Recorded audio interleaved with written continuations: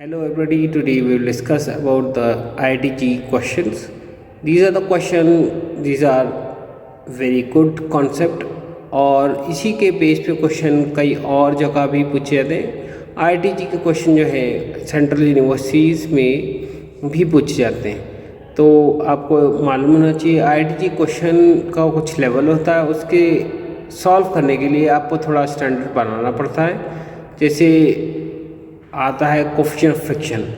Friction क्या होता है? ये फ्रिक्शन जिन्हें नहीं मालूम है वो मेरी प्रीवियस क्लिप्स देखें, इसमें मैंने फ्रिक्शन समझा रखा है। यानी अगर कोई बॉडी मूव कर रही है और यहाँ फ्रिक्शन लग रहा है उसका, अब फ्रिक्शन जो है ठीक अपोजिट मोशन में लगता है, तो ये किसके बराबर होता है? That is mu N. N is a normal reaction. ये जो बॉडी है सपोज ऐसे मूव कर रही है, तो एन जो है नॉर्मल लगेगा सरफेस से, तो mu N coefficient of friction, static friction लगता है।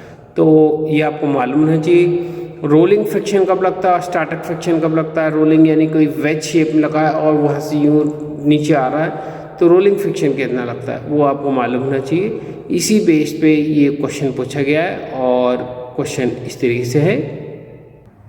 क्वेश्चन में पूछा गया है a block of a mass m1 is 1 kg, another mass m2 2 kg are placed together as shown in figure। Figure में दिया रहा है कि m1 जो है 1 kg है, m2 जो है 2 kg है। फिगर दिखाते हैं आपको। On inclined plane with angle theta, inclination that means angle of inclination theta, various value of theta are given in list 1। ये लिस्ट 1 दे रखी है इसमें अलग अलग हेल्प के लिए कि p थीटा 5 है तो m2 g sin theta, theta is 10 then m1 plus m2 g sin theta, m theta 15 is mu m2 g cos theta, theta is equal to 20 then mu m1 plus m2 g cos theta. Figure आप देखेंगे तो figure ये figure है m1 मास है, m2 ये है, इसका मास m2 है। फ्रिक्शन फोर्स अप लगेगी, डाउनवर्ड जो है m1 plus m2 g sin theta लिखा है, थीटा है, तो ऑब्वियसली m1 प्लस m2 ये नॉर्मल रिएक्शन है, इधर से आएगा m1 plus m2 g cos theta.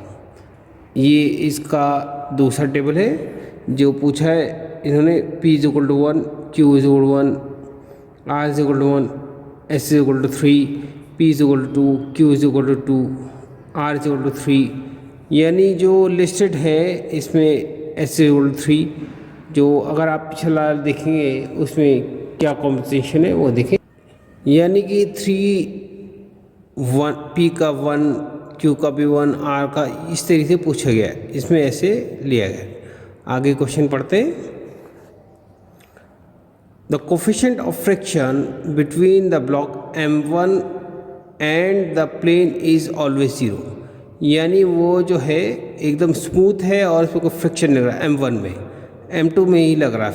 The coefficient of friction, coefficient of static and dynamic friction between the blocks m2, जो डायनेमिक फ्रिक्शन लग रहा है या स्टैटिक फ्रिक्शन लग रहा है वो सिर्फ m2 में ही लग रहा है। The plane are equal to, ये फ्रिक्शन कोफिशिएंट ऑफ फ्रिक्शन दे रखा है 0.3। In this list two expression for the friction on a block m2 are given. आपको गिवन दे रखा है, ये मैंने अभी दिखाया था, जैसे अभी देखेंगे ये दे रखे p का 1, q का 1, r का 1, तो ये कौन सा मैच करेगा। क्वेश्चन पढ़ते हैं आगे। क्वेश्चन में देखेंगे match the correct expression for the friction in listed 2 with the angle given in listed 1। Useful information दे रखी है आपको। tan 5.5 is 0.1, tan 11.5 is 0.2, tan 16.5 is 0.3। अब आपको इसका मैच कराना है, तो इसका सॉल्यूशन हम देखेंगे। सॉल्यूशन में आप देखेंगे ये नीचे जा रहा है तो F फोर्स इसकी साइड लगेगी, that means F is equal to static friction जो अगर लगा रहा है। स्टैटिक फ्रिक्शन वो होता है जिसके अंदर बॉडी मूव नहीं करती है वो इसके ठीक अपोजिट लगता है। तो यहाँ friction that is equal to m1 plus m2 ji sign थीटा, और इधर जो है इसमें अगर ये एंगल ये थीटा है तो ये भी थीटा होगा, दोनों को प्लस हो जाएगा m1 प्लस m2 जी साइन कॉस थीटा, क्योंकि थीटा इसी से, और m ये जो है जी साइन थीटा। ये फ्रिक्शन फोर्स अप लग रही है, तो अब फॉर नॉट टू स्लिप, अगर स्लिपिंग रहती तो एंगल दूसरा हो जाएगा, या स्लिपिंग नहीं, F is equal to m1 plus m2 ji sine theta, जो कि मैंने अभी बताया था आपको, क्योंक't मूव नहीं कर रहा तो इक्वलेंट हो जाएगा। और अगर इस कंडीशन पे क्या आएगा, that means μ1 m1 g cos theta and μ1 जो है इस पे फ्रिक्शन है मास 1 पे, और μ2 जो है वो म्यू है, म्यू m2 जी सास थीटा। ये ऑलरेडी क्वेश्चन में गिवन है, म्यू डैश इज 0, अगर ये 0 होगा तो ऑब्वियसली ये टर्म 0 हो जाएगा। तो F is equal to mu m2 g cos theta हो जाएगा। From first and second equation अगर इक्विवेलेंट करेंगे तो mu m2 cos theta is equal to m1 plus m2 ji sine theta. जो कैंसिल हो रहेंगे उन्हें कैंसिल कर देंगे, जैसे जी से जी कर दिया कैंसिल हमने, तो जो वैल्यू आएगी हमारी वो आएगी, जी से जी कैंसिल हो गया, μ2 cos theta is equal to 3 sine theta. इसे नीचे ले जाएंगे, that will be equal to, ये आ रहा है sine upon cos that is tan theta 2/3 of mu. Mu की वैल्यू दे रखी है 0.3, इसकी वैल्यू पुट करेंगे 33 दैट इज 0.2। अब आता है in case of P tan is अगर 5.5 रहता है less than 0 and Q is tan 10 then it is all even is less than 0। अगर दोनों ही 0.2 से लेस हैं तो स्लिपिंग होगी नहीं, और फ्रिक्शन स्टैटिक फ्रिक्शन होगा, तो फॉर्मूला जो लगेगा वो लगेगा।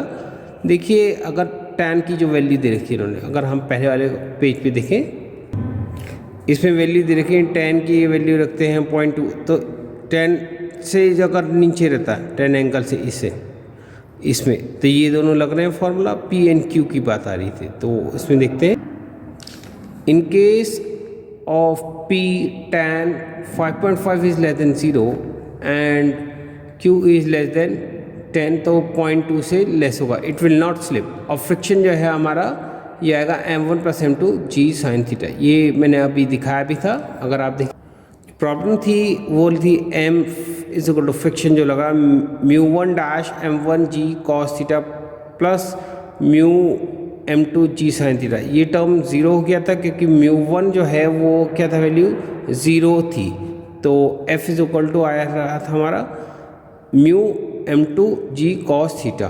तो इसकी वैल्यू देखी हमने। अब सेकंड केस लेते हैं, R and S when they are slip the friction should be dynamic, that mean dynamic और काइनेमेटिक। तो kinetic that is mu m2 ji sine mu m2 g cos theta value होगी। तो answer जो है इसका D होगा, correct. D answer जो है क्या है, डी आंसर देखा P is equal to Q is equal to R is equal to 3 and S is equal to 3। अब आप इसे मैच करेंगे, P is equal to 2, Q is equal to 2, R and S is equal to 3, ये value आएगी। ये दोनों नहीं होगी। ये प्रॉब्लम थी, ये हमें सॉल्व करके देनी थी। ये IIT जी का क्वेश्चन था और यहाँ पे ये कंप्लीट होता। आज के लिए बस इतना ही, और जिन्होंने मेरा चैनल सब्सक्राइब नहीं किया है सब्सक्राइब कर दें, शेयर करें और लाइक करें, जिससे कि उनका स्ट्रॉन्ग फिज़िक्स बन पाए। ये ज़्यादातर मैं उन स्टूडेंट के लिए बनाता हूँ क्लिप्स जो फिज़िक्स में वीक हैं, और ये इस वजह से हो पाया है क्योंकि उन्होंने सही से फिज़िक्स नहीं पढ़ी, या तो टीचर की अच्छे टीचर नहीं मिले उन्हें, या अच्छी बुक्स नहीं पढ़ी है। मगर अगर कंटिन्यूसली क्लिप देखते रहेंगे तो अपना फिज़िक्स इम्प्रूव कर लेंगे और सही आंसर देने लग जाएंगे। आज के लिए बस इतना ही, थैंक यू।